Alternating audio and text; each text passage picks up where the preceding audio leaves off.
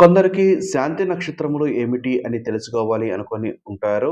కొందరికి శాంతి నక్షత్రములు ఏమిటి అనేది పంచాంగంలో చూసుకొని వారు సొంతంగా కూడా నిర్ణయాలు తీసుకుంటూ ఉంటారు.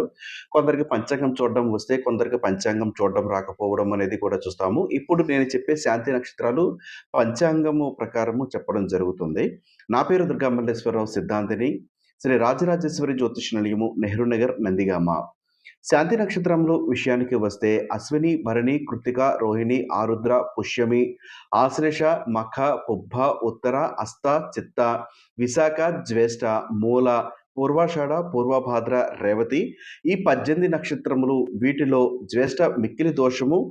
జ్యేష్ఠ చివరి 4 గడియలు మూల ప్రారంభం అయినప్పుడు 4 గడియలు అత్యంత దోషము.